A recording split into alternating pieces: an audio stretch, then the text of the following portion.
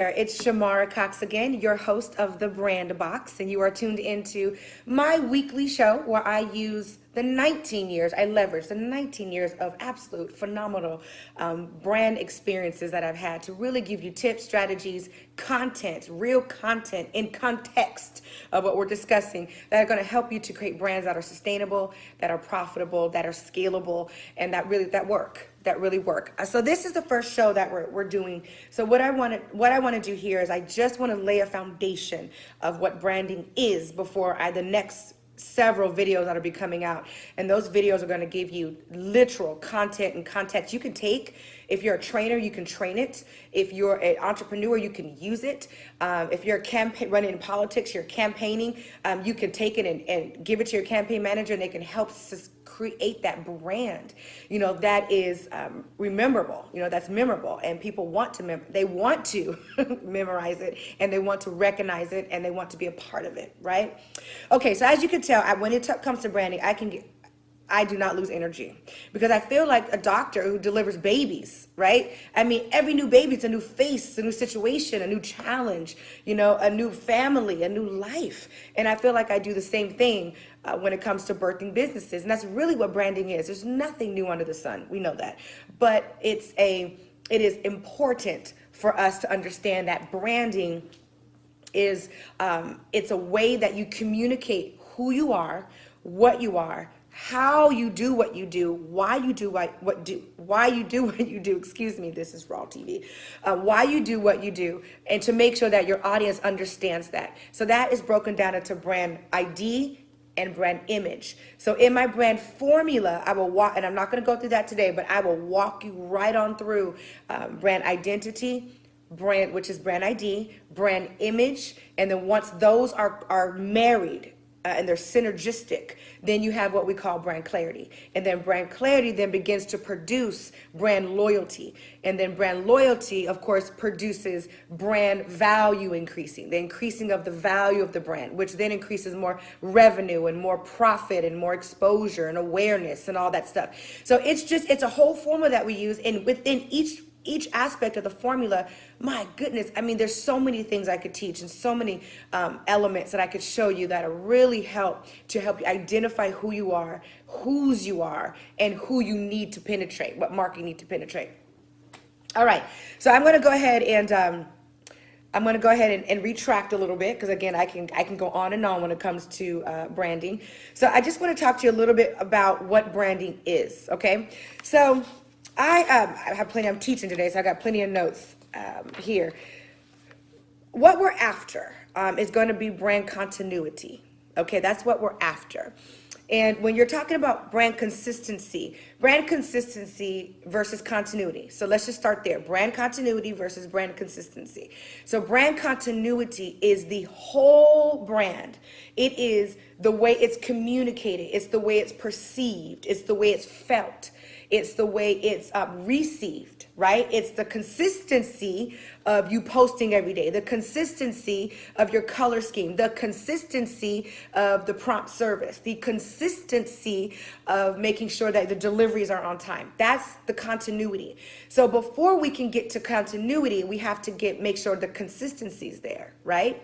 And consistency, I break down into two parts. The consistency, number one, is going to be the internal aspect of your brand. That's again, the people, the processes, and the profit. That's called brand architecture. And then the second part of that is what I call brand aesthetics. And that's the look of it, the feel of it, the communication of it, the style, the emotional connection. Does it make you cry? Does it make you think? Does it make you angry? So that is the aspect of it that people like to jump to first, right? But if you skip architecture and you go right to brand aesthetics, you might have consistency, but you have no continuity. And if you don't have any continuity, your brand is not clear. And if there's any convolution or confusion within your brand, then people don't understand it. And if they don't understand it, they're not going to buy it. I don't want to walk into a restaurant that says it sells Mexican food, because that's my favorite dish, because I'm originally from Arizona.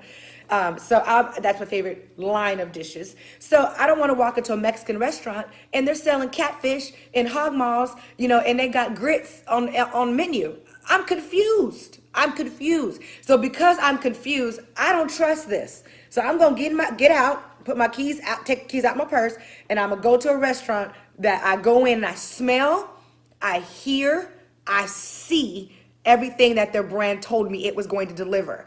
It told me it's delivering the best authentic Mexican food in the city.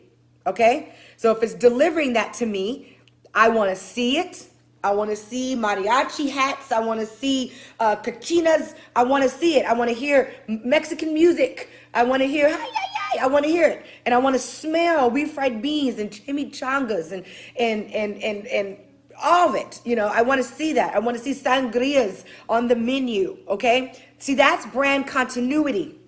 That's continuity. So now I want to break, we're not going to go there yet because we got a whole lot to do before we get to continuity. Now I want to talk about the consistency. Consistency, two parts, right? I just said that. I hope you're writing this down. This is so good stuff, but you can always rewind me and watch it again. Okay. So architecture, brand architecture is the internal processes, right? I'm going to give you several of those right now. And as I give them to you, I want you to put a number next to it, whether or not it's Trump type, no pun intended, it's great, or it is awful. It needs work. Ready? Website. Okay, number 2. Now, websites are part of the external brand, but we're just going to talk about some elements. Number 2, advertising. Okay, collateral, marketing pieces, sales decks, business cards, brochures, pamphlets. Okay, next one, products and services. Products and services. Are they clear? If you sell cookies, are you clear on the cookie? You know, are you sure that you're selling chocolate chips? You know, I don't want to go into a store and they tell me they sell chocolate chips and I don't see any chocolate chips on the menu. Like one time I went to Church's Chicken, and in Church's Chicken, I got there and they didn't have any more chicken. And I'm like, how are you gonna be Church's Chicken and don't have no chicken? That's tearing your brand apart, right? Okay, I can go on that all day, but I won't.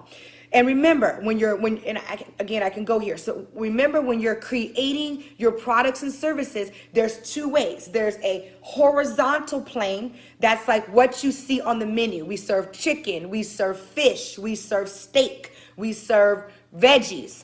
Then we have the vertical plane, value. Vertical means value. So that's where we have sauteed chicken. We've got battered chicken. We've got Southern style chicken. We've got jerk chicken. So now we start adding the value to the chicken, and now I'm loving the menu, right? So if you just tell me I got chicken, fish, steak, and veggies, yeah, I'm not spending my money. But if you start telling me I got some Jamaican jerk chicken in there, that's the difference, okay? So that's horizontal versus vertical when you're creating your products and services. Let me hurry.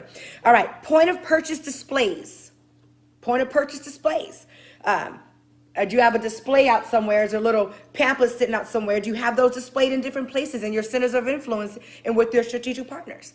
Product performance. How well does it perform? Parts and delivery. Product quality. Loyalty programs. Billing for God's sake. Customer service. Those are all part of what we consider your total brand consistency, okay? Now, internally, we talk about brand architecture. Internally, it has to look just as good and feel just as good and smell just as good as it looks. So real quick, let me give you an example. And then I'm going to continue to teach this and talk about this. I'm going to talk about every single one of those points of a brand in every video and how to maximize it, how to optimize it, cultivate it, illuminate it if you need to. We're going to talk about that on every single one of our videos, of my videos with you. All right. So imagine this, right? Okay, have you ever done this? You've gone into a restaurant, like I gave the example just a minute ago, and I walk into a restaurant, in the Mexican restaurant, it smells good, looks good, I hear mariachi music, they got sangrias on the menu, I'm happy. But watch this, okay? So now the service, the lady comes out, she spills a drink on me, she's late giving me the right drink, because she brought me the wrong drink after, but when she spilled it on me, then it was wrong, and then the food is cold. Okay, now, aesthetically, I was happy. But now internally, I'm upset. And because I'm upset, I'm not returning. In next video, I'm going to talk to you about why I'm not returning. Because brand identity, the brand architecture, and the brand aesthetics were not synergistic. There was no energy there. All right, you stay tuned for that next video.